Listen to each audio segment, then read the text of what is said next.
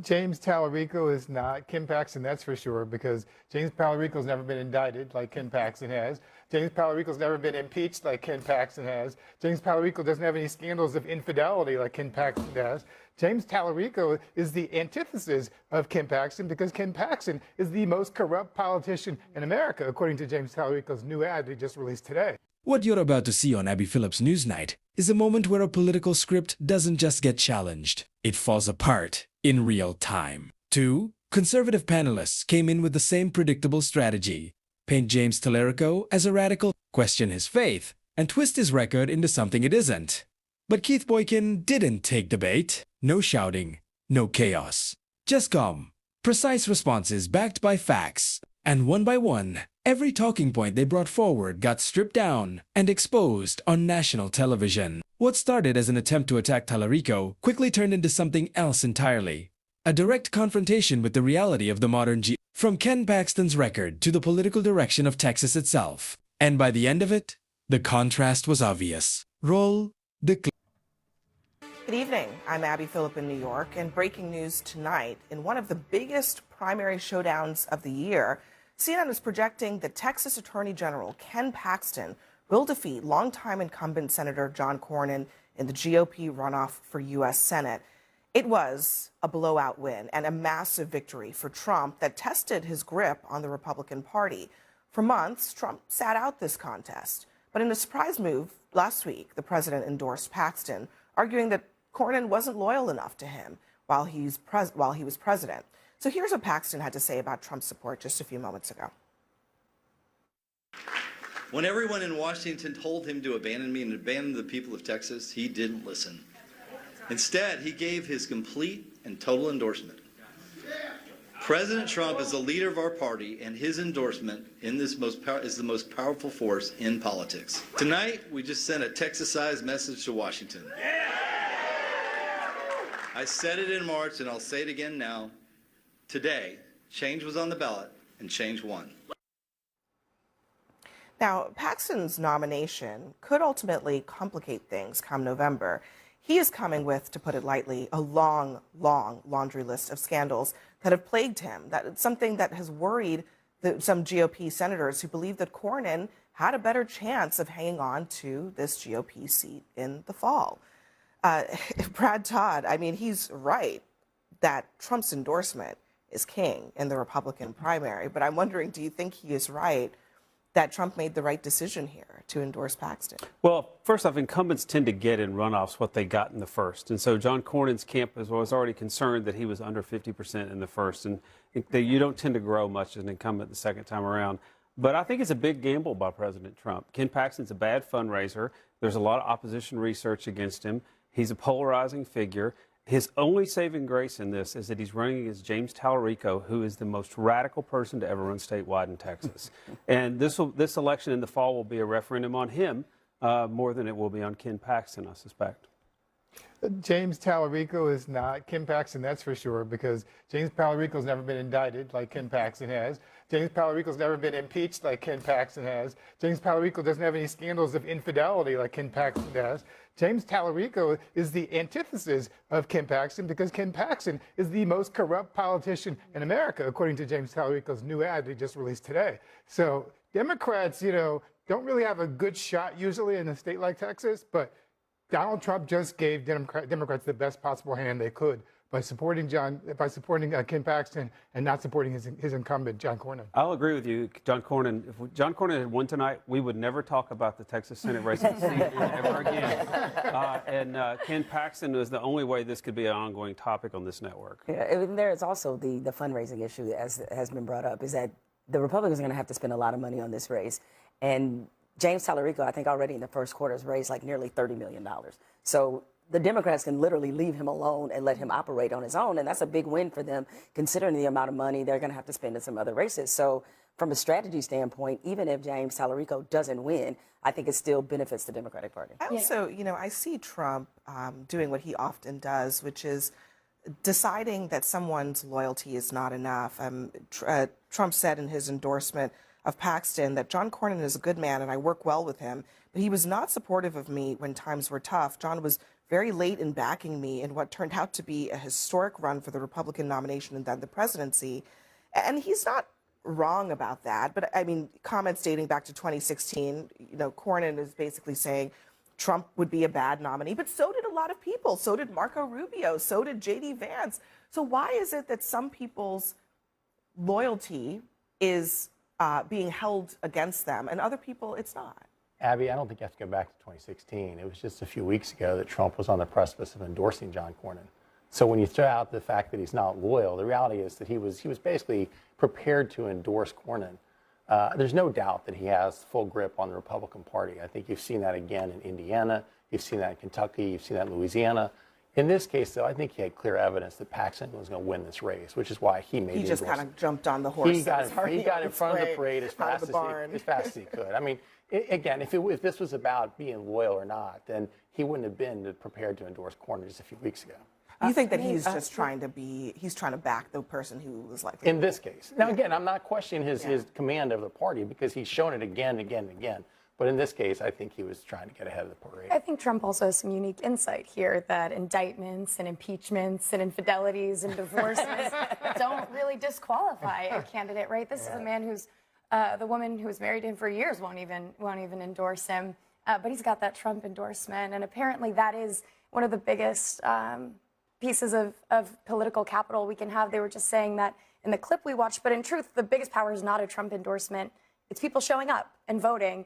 I'm excited to see in this general election how the youth vote, how the rural vote, how people of color turn out. Because folks like Ken Paxton are running on a record where they've enriched themselves and lined their pockets, right? His net worth has grown $12 million since he's been in office in 2003, basically my whole lifetime. And while Attorney General, he denied people water breaks, right? That was what he was running on. Meanwhile, he's got 10 homes all across this country. And so him and Donald Trump have a whole lot in common, and this endorsement is no surprise. But Talarico doesn't have much in common with most Texans. I think that's going to be a real challenge. If you're basically saying that eating meat is such an existential threat to the environment, that's not going to play well in Texas. The Texas swing voter is right of center. And the Democrats would have done themselves much better if tonight they had nominated a Hispanic, Catholic, tough on the border, tough on law and order, state legislator or sheriff or county commissioner in the border counties. I mean, Donald Trump carried the Rio Grande Valley. I think Republicans are going to carry most of the Rio Grande Valley in Congress races this year. James Talarico is Austin. He is the left of the Texas Democratic Party. It's funny that Republicans, I wasn't even a James Talarico supporter. I supported Jasmine Crockett in the primary. I've been in Texas the past 5 months because I've been there with my mom.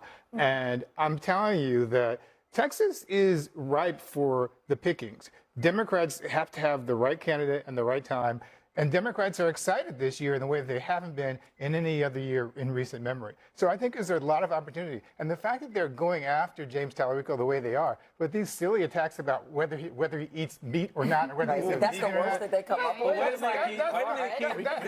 We can go further, Keith, if you want. There's 12 million cows in Texas, Keith. I get it. If you want to say that Ken in Texas believes there's 6 genders, I think there's going to be a lot of He says the American flag is a complicated symbol. But see, this is the kind of nonsense that Republicans want to play. They don't want to focus on the real issues about what's going to be good for Texas. Who's going to put money on your table? Well, James Talarico for raising taxes on middle class taxpayers. Now that we've make sure you have health Paxton insurance coming through as the nominee here, I actually think this is going to be a race largely about corruption. And there's a hunger for moral leadership right now in this party and across this country that I think James Talarico is speaking to. Let me play these are some voters that were speaking earlier today during voting about their choice in this Senate race, Republican voters. Listen. I was torn because I was going to go with Cornyn. Mm-hmm. But when Trump backed, and I listened to Trump. I like Trump. I like Trump a lot. I made one vote, and that was for Cornyn. And why is that? Primarily because he's not supported by Trump. I don't like Paxton's history, and that combined with Trump's support makes it a non-starter. I think he's ruined my Republican Party. I think he's divided America. So that last gentleman, I don't know how many Republicans in the state of Texas feel that way.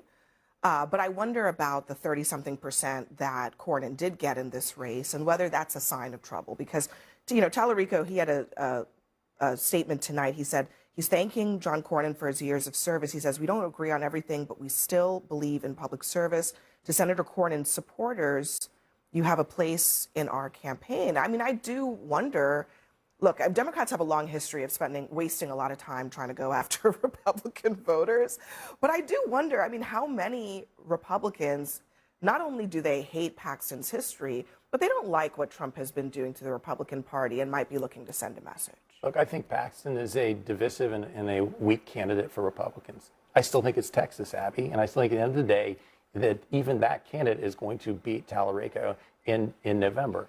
Will we spend a lot of resources in Texas that I wish we'd be spending elsewhere? Absolutely. Have we already spent a lot of dollars trying to support incumbent John Cornyn that some think maybe is replenishable, but some donors may feel like I just spent a ton of money and lost in a primary. It may not be. So I think this is... And a lot of people are loyal to Cornyn in terms of I think Cornyn is...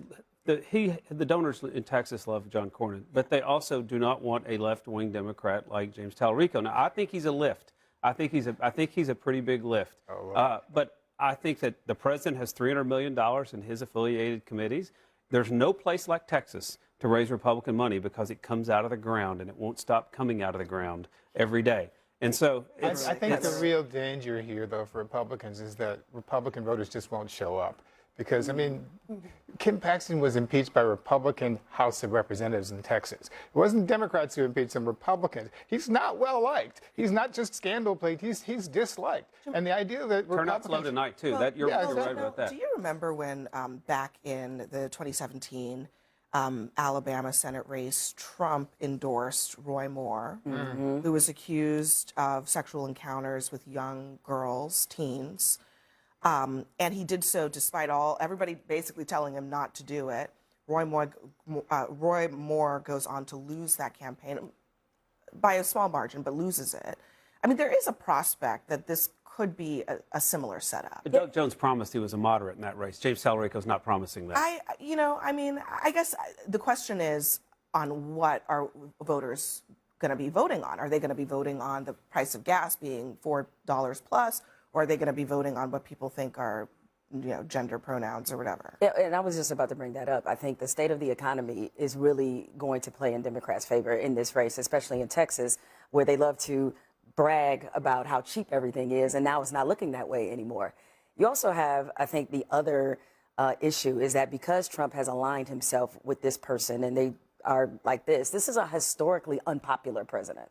So while, yes, the endorsement was enough to carry him with Republicans, but there's a whole lot of independents and a whole lot of swing voters that are out on Trump completely. And I think that situation applies to Texas as well, despite the fact that on some level, I think you're right that the makeup of James Talarico is not what you would typically expect Texans to vote for. But considering everything that is happening in the country and all the issues, I think that this is probably as good of a chance as the Democrats have had in years to actually win this. What you just saw wasn't a normal panel debate. It was what happens when a scripted political attack runs straight into someone who refuses to play along and actually sticks to facts. From the beginning, the strategy was obvious. It wasn't about engaging the argument. It was about shaping a narrative. Label James question his faith, twist his record, and hope the repetition does the work. But that approach only works when nobody pushes back with specifics. Keith Boykin did exactly that, and it changed everything. The moment the conversation shifted away from talking points and back to actual records,